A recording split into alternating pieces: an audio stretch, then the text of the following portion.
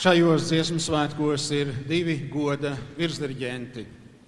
Jānis Valdmanis, ilgadējais Ventspils draudzes diriģents.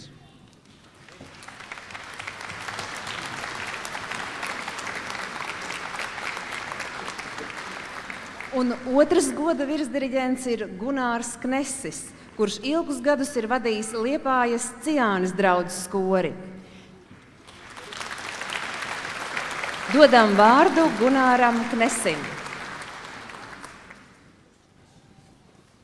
Labi ir to kungu slavēt, teikšanas dziesmām viņa priekšā stāvēt. Jo tas kungs ir labs, un viņa žēlastība paliek mūžīgi. Vecākās diriģentu paaudzes vārdā sirsnīgi sveicu vispirms dziedātājus no visvecākā līdz visjaunākam. Sirsnīgi sveicu tos diriģentus, kas ir izbeiguši aktīvo darba daļu un kas nodevuši savu diriģenta zīzli jaunākajiem. Sirsnīgi sveicu jaunākos diriģentus, kas ir pārņēmuši šo stafeti un kas nes dziesmu par Jēzu tālāk. Īpaši gribu sveicināt virsdiriģentus,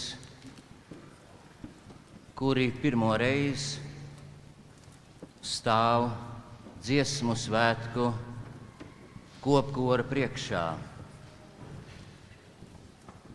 Rudīti Tālbergu,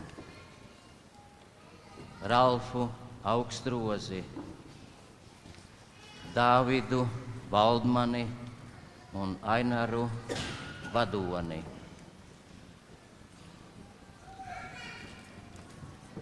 Sveicu klausītājus, kas ir turējuši par vērtu būt klāt šajos dziesmu svētkos.